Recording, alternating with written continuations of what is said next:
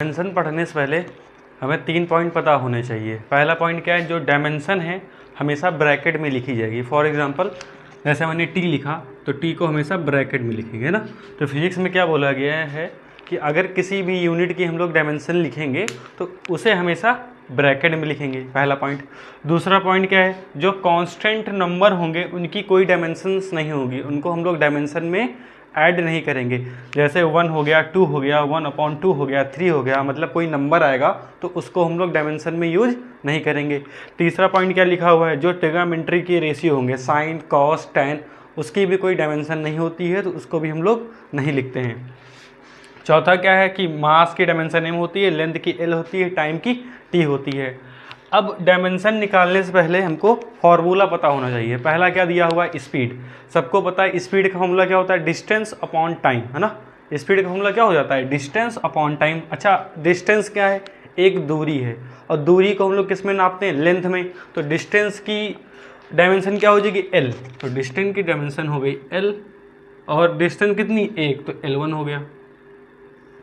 Upon में time की क्या होती है, t, तो टाइम को लिख देंगे t, और t कितना है 1, तो t1 हो जाएगा। अब बराबर लगा देंगे, ये हो गया L1। और इससे पहले वाली वीडियो में बताया है अगर कोई यूनिट नीचे है ऊपर जाता है तो क्या हो जाता है, माइनस में। तो t1 था, ऊपर जाएगा क्या हो जाएगा, t-1, ये हो जाएगी स्पीड की डायमेंशन। अब डायमेंशन अगर मोमेंटम की निकालनी है तो मोमेंटम का फॉर्मूला क्या होता है, मास इनटू वेलोसिटी, और मास की डायमेंशन m मल्टीप्लाई वेलोसिटी की डायमेंशन क्या होती, चाहे तो वेलोसिटी बोलो और चाहे स्पीड बोलो, स्पीड की डायमेंशन और वेलोसिटी की डायमेंशन सेम होती है। तो यहाँ अभी मैंने वेलोसिटी की डायमेंशन क्या निकाला है, L1 t-1, तो क्या हो गया, m की पावर 1, l की पावर 1, t की पावर -1। ये किसकी डायमेंशन हो गई, ये हो गई मोमेंटम की डायरेक्शन। अब डायमेंशन निकालना है काइनेटिक एनर्जी की। तो काइनेटिक एनर्जी की डायमेंशन निकालेंगे तो पहले इसमें क्या लिखा हुआ है, 1/2 मतलब हाफ। और अभी मैंने बताया है कि जब डायमेंशन निकालेंगे तो जो कांस्टेंट होंगे या मतलब जो नंबर होंगे उनको हम लोग नहीं लेंगे।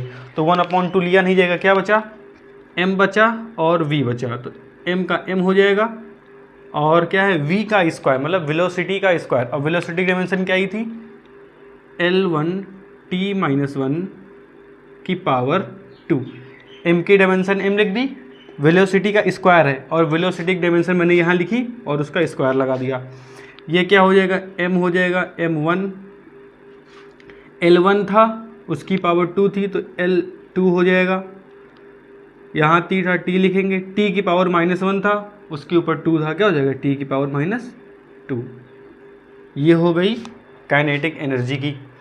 अब एक्सेलेरेशन की डायमेंशन निकालेंगे। तो एक्सेलेरेशन का फॉर्मूला क्या होता है, change in velocity upon time. तो ऊपर क्या है, चेंज इन वेलोसिटी, और वेलोसिटी की डायमेंशन क्या होती है, L1 t-1, और नीचे क्या दिया हुआ है, टाइम। टाइम की डायमेंशन क्या होती है, t, 1 है तो 1 लगा देंगे। अब L1 था तो लिखेंगे L1 t-1, और ये t1 नीचे था ऊपर जाएगा तो t-1 हो जाएगा, t-1। तो यहाँ L1 है तो लिख देंगे L1 t-1 t-1, तो कितने t हो गए, 2, t-2। फोर्स की डायमेंशन निकालेंगे। फोर्स का फॉर्मूला क्या होता है, मास इनटू एक्सेलेरेशन। तो मास की डायमेंशन हो जाएगी m मल्टीप्लाई। अब एक्सेलेरेशन की डायमेंशन जिसको याद है वो डायरेक्ट रख देंगे। अब जिनको नहीं याद होता है उनके लिए एक फार्मूला क्या है कि एक्सेलेरेशन मिलके बना हुआ है चेंज इन वेलोसिटी अपॉन में टाइम। अगर वेलोसिटी का पता है तो वेलोसिटी का फॉर्मूला यहाँ रख देंगे डायमेंशन। अगर वेलोसिटी का भी डायमेंशन नहीं पता है तो पहले वेलोसिटी का वो निकालेंगे डायमेंशन। और वेलोसिटी की डायमेंशन क्या होती है, वेलोसिटी की डायमेंशन निकालने के लिए पहले फॉर्मूला लगाएंगे डिस्टेंस अपॉन में टाइम। डिस्टेंस होती है लेंथ, तो लेंथ को एल में मेजर करते हैं और टाइम को t में।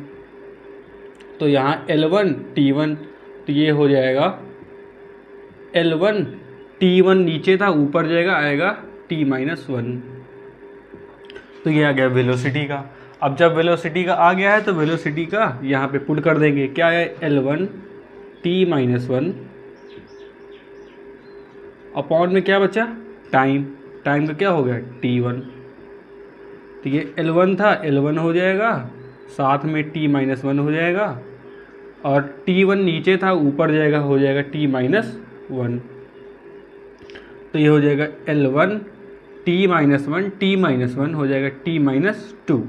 तो एक्सेलरेशन का डायमेंशन क्या आ गया L1 T-2। तो यहाँ पे पुट कर देंगे। मास का m हो गया, एक्सेलरेशन क्या आया L1 T-2। तो ये हो जाएगा m1 L1 T-2। ये हो गया फोर्स का डायमेंशन।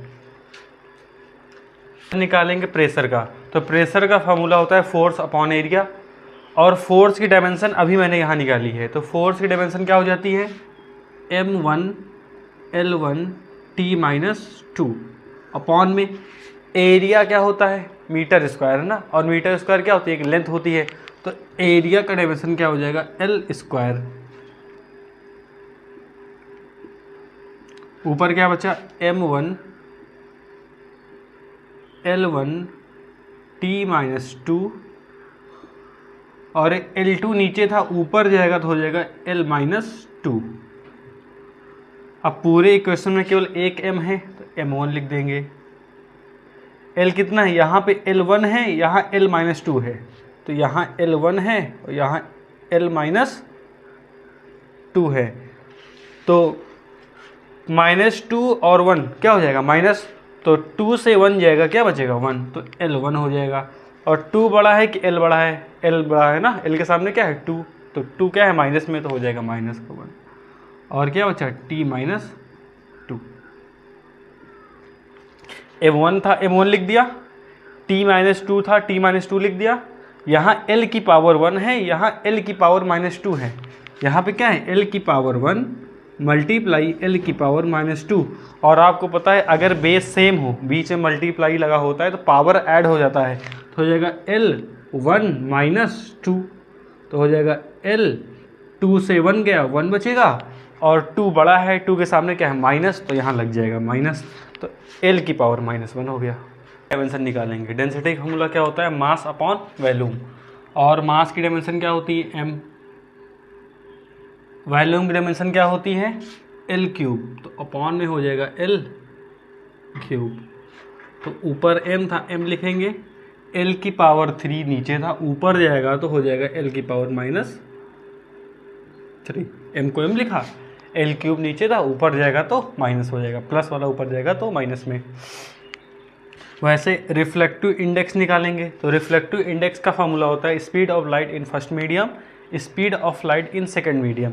तो कुल मिला के ऊपर भी स्पीड है, नीचे भी स्पीड है ना, तो ऊपर स्पीड का डायमेंशन होगा, नीचे स्पीड का डायमेंशन होगा, और दोनों डायमेंशन हो जाएंगी सेम, तो आपस में कट जाएगी।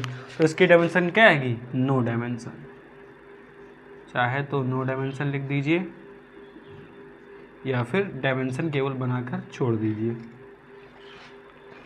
अब सरफेस टेंशन का वो निकालना है डेंसिटी, ये गलत ही गया यार ये। अब सरफेस टेंशन का डायमेंशन निकालना है। तो सरफेस टेंशन का फॉर्मूला क्या होता है फोर्स अपॉन लेंथ। तो फोर्स की डायमेंशन क्या होती है mL-T-2,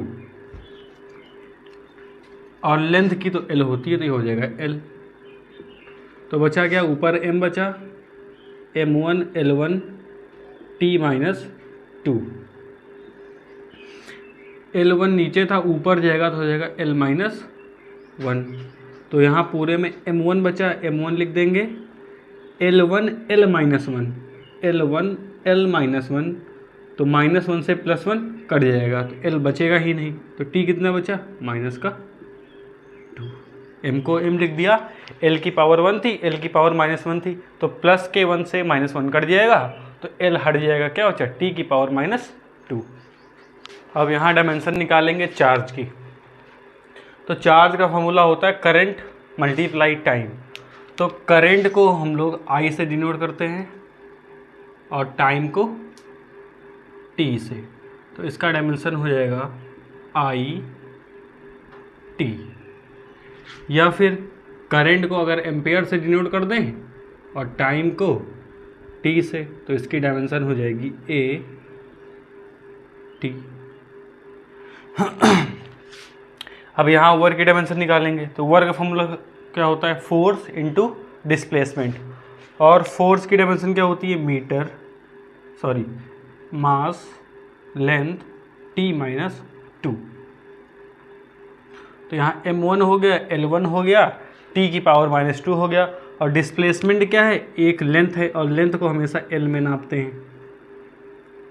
तो ये हो गया M1 L1 कितना हो गया? L2 और T⁻⁻2। अब यहाँ निकालना है पावर।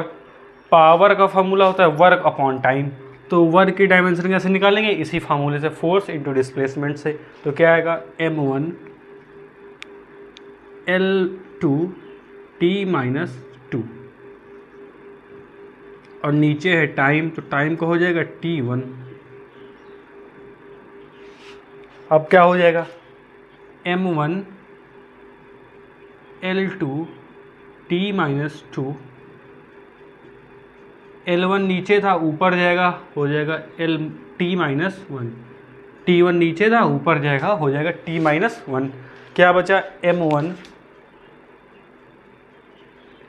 L2 और T-2 T-1। तो -2 और -1 कितना हो जाएगा? -3। ये हो गई सारी डायमेंशन। अब कोई डायमेंशन निकालना होगा तो हमें केवल उसका फार्मूला पता होना चाहिए। फार्मूले के साथ नीचे वाली क्वांटिटी ऊपर जाएगी तो माइनस में हो जाएगी और माइनस वाली ऊपर जाएगी तो प्लस में हो जाएगी।